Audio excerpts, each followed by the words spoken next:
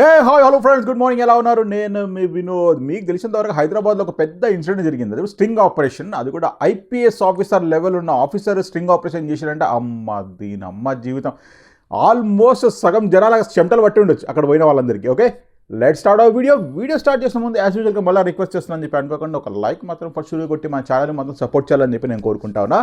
Let's go friends. మల్కాజ్గిరికి సంబంధించిన commissioner Sumathi గారు చేసిన స్టింగ్ ఆపరేషన్ తలుచుకుంటే మాత్రం రియల్లీ హ్యాట్స్ ఆఫ్ చెప్పాలి మేడంకి. ఒక రీసెంట్గా ఈ మంత్లోనే నాకు తెలిసినంత వరకు మేడం గారు ఏం చేశారంటే దిల్షుక్ నగర్ ఏరియాకి వెళ్ళారంట.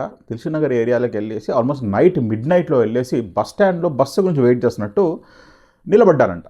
నిలబడంగానే ఆల్మోస్ట్ మిడ్ నైట్ కాగానే ఆటోమేటిక్లీ కామంతో కటకటలాడుతారు కొంతమంది కామాంధులు. ఏం చేసినారంటే ఆ మేడం చుట్టూ తిరగడం మొదలుపెట్టినారు. అంటే బెల్లం చుట్టూ ఈగలు తిరిగినట్టు తిరుగుతూ ఉన్నారంట. తిరుగుకుంటూ వెళ్ళేసి దగ్గరికి వెళ్ళి మేడంని ఎంత రేటు, ఎప్పుడు వస్తారు, ఎక్కడికి వస్తారు, అది ఇది అని ఏదో క్వశ్చన్లు అడుగుతూ ఉన్నారంట. మేడం విన్నంత వరకు వింటనే ఉన్నారు. చూసేవారికి ఏమిటంటే with in span of 1 hour టైంలో దగ్గర 40 మంది వరకు వచ్చినారంట. అక్కడ చూడండి, మన వాళ్ళు ఏంటంటే కామంతో ఎంత కటకటలాడుతున్నారు జనాలు. అన్ఫార్చునేట్ ఇన్సిడెంట్ ఏంటంటే దాంట్లో స్టూడెంట్స్, అంటే హైదరాబాద్కి చదువుకోవడానికి వచ్చిన జనాలు, పిల్లలు, దాంతోపాటు కొంతమంది జాబ్ చేసుకునే వాళ్ళు, అంటే యాక్చువల్లీ వాళ్ళ ఫ్యామిలీస్ అంతా వేరే స్టేట్లో ఉండడము, లేకుంటే వేరే డిస్ట్రిక్ట్స్లో ఉండడం, వాళ్ళు ఇక్కడ హైదరాబాద్కి వర్క్ చేయడానికి వచ్చిన కదా వాళ్ళు మేడం చుట్టూ తిరుగుతూ ఉన్నారంట. వాళ్ళందరినీ మంచి వేసి బొక్కలు పెట్టిన తర్వాత కౌన్సిలింగ్కి పేరెంట్స్ని పిలిచినారు. ఎవరిని? స్టూడెంట్స్ వాళ్ళ పేరెంట్స్ని కౌన్సిలింగ్కి పిలుస్తారంట. మీ కొడుకు బాగా కామంతో కటకలు ఆడుతున్నాడమ్మా, చదువు మొత్తం సంకనాకి పిచ్చేసుకున్నాడు, వీడు ఇట్లా తిరుగుతాను రాత్రి పూట అని చెప్పేసి మంచిగా క్లాస్ పీకినారట. దాన్ని బట్టి ఒక్కసారి ఊహించుకొని పోయా, మనం ఒక్కసారి ఆ లెవెల్లో మనము దొరికి మన పేరెంట్స్ పిలిపించి మన పేరెంట్స్తో మనం మాట్లాడుతున్నప్పుడు ఆ సిచ్యువేషన్ చూసినారా? ఎంబారస్మెంట్ ఏ లెవెల్లో ఉంటుంది, ఎంత దిగజారిపోయి ఉంటుంది. నేను కూడా అర్థం చేసుకుంటా. ఏంటంటే బాగా ఈ మధ్య ఎస్పెషల్లీ చెప్పాలంటే యాక్సెసిబిలిటీ అనేది చాలా పెరిగిపోయిందబ్బా. యాక్సెసిబిలిటీ బాగా జరిగిపోయింది. జనాల దగ్గర డబ్బులు విపరీతంగా రావడం వల్ల ఇట్లాంటి దానికి ఎంతైనా ఖర్చు పెట్టడానికి వెనకాడట్లేదు జనాలు.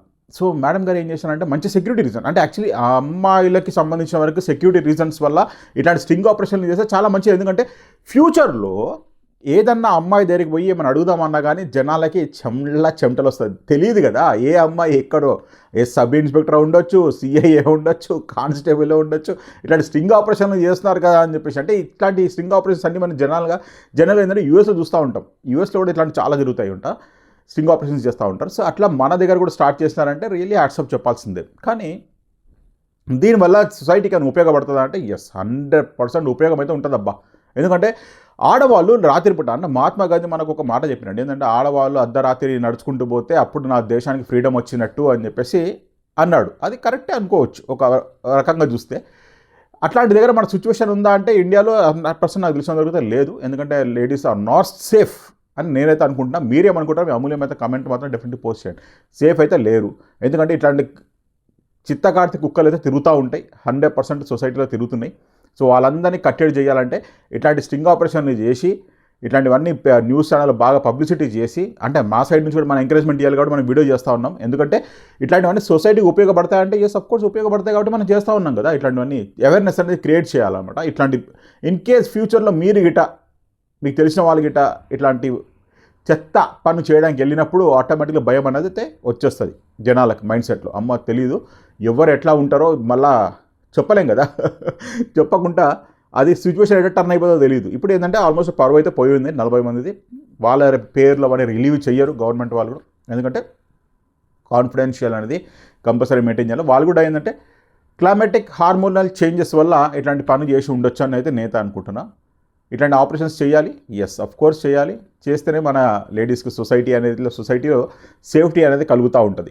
కానీ రియల్గా అట్లాంటి సిచ్యువేషన్లో ఐపీఎస్ మేడం పోయి అక్కడ నిలబడి అంత అర్ధరాత్రిలో నిలబడి, అంటే యాక్చువల్లీ ఆమె ఐపీఎస్ ఆఫీసర్ కాబట్టి ఏం ప్రాబ్లం లేదు. కానీ నార్మల్ అమ్మాయి ఉన్నప్పుడు సిచ్యువేషన్ మీద ఆలోచించండి. 40 మంది అట్లా చుట్టుముట్టు తిరుగుతూ వచ్చి అడుగుడము, అవన్నీ ఎవడు ఎట్లా ఉంటుందో ఎవడు తెలియదు కదా. సేఫ్టీ అనేది ఉండదు కదా, అది కదా ప్రాబ్లం. కాబట్టి ఇట్లాంటి ఆపరేషన్స్ జరగాలని చెప్పి చెప్తున్నా. మన తెలంగాణ పోలీస్కి అయితే హ్యాట్స్ ఆఫ్. ఇట్లాంటి ఆపరేషన్స్ డెఫినెట్లీ చేయాలి. చేస్తేనే మన సొసైటీలో కొంచెం సెక్యూరిటీ అనేది పెరుగుతూ ఉంటుంది. సో ఈ వీడియో చూసిన తర్వాత నాకైతే మంచిగా అనిపించింది. ఎస్పెషల్లీ చెప్పాలంటే మన పోలీస్ వాళ్ళు ఇంత ఇనిషియేటివ్ తీసుకొని ఇట్లా చేస్తున్నారని చెప్పేసి రియలీ అప్రిషియేట్ చేయాల్సింది. దాని గురించి అయితే మనము ఎటువంటి స్టెప్ డౌన్ చేయాల్సిన అవసరమే లేదు. అప్రిషియేట్ అయితే 100% చేయాల్సింది. ఓకే అండి, ఈ వీడియో ఇంత మటుకే. మీకు కనుక మన వీడియోలు కనుక నచ్చుతున్నట్టయితే డెఫినెట్లీ లైక్ చేసి కొంచెం మన ఛానల్ సపోర్ట్ చేసి ఎంకరేజ్ చేయాలని చెప్పి అయితే కోరుకుంటున్నాను. ఓకే అండి, by by, have a nice day, జై హింద్.